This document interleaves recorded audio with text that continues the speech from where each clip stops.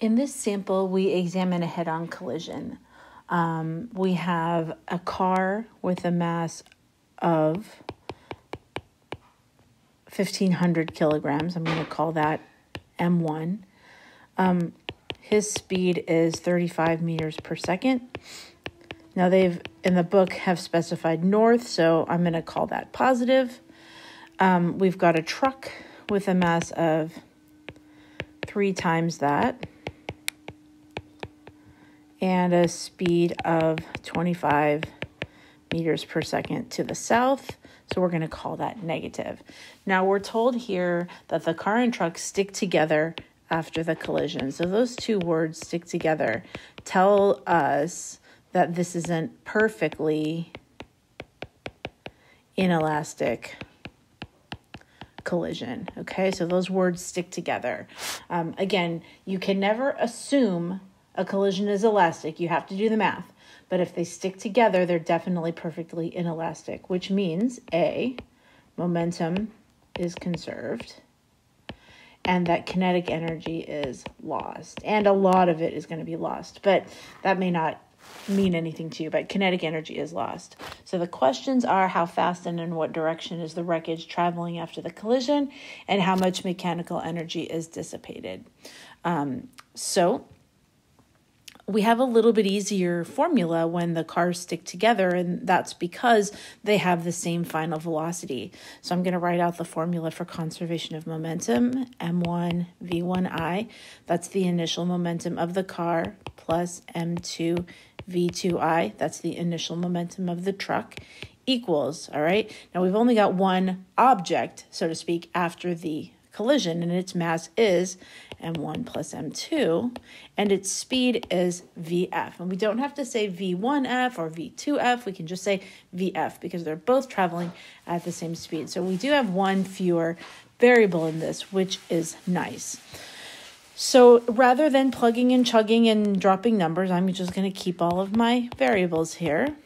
Left-hand side stays the way it is, and all I need to do is divide that by the sum of the masses in order to get VF.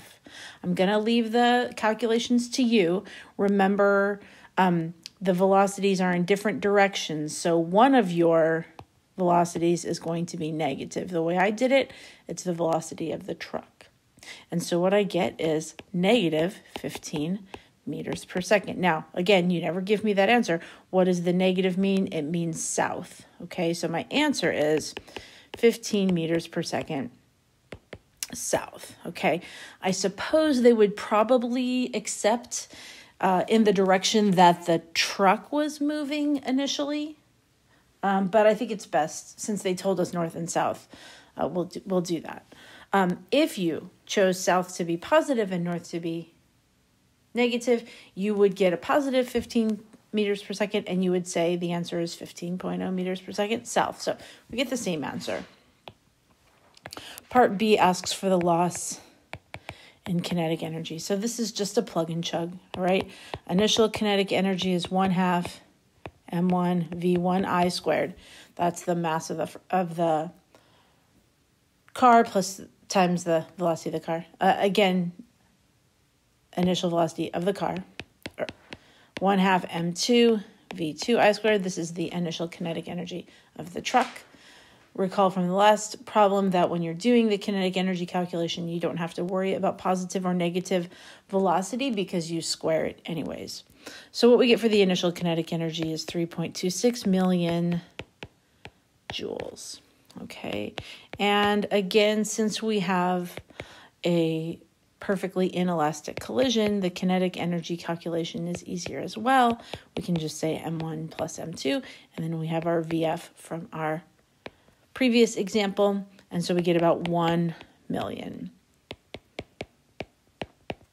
All right, and then just do the simple subtraction to find that the lost kinetic energy is 2.25 million joules. So like I said before, it loses a lot of the kinetic energy because remember, they're deforming, and so the fact that it lost 2/3 of its kinetic energy isn't a surprise.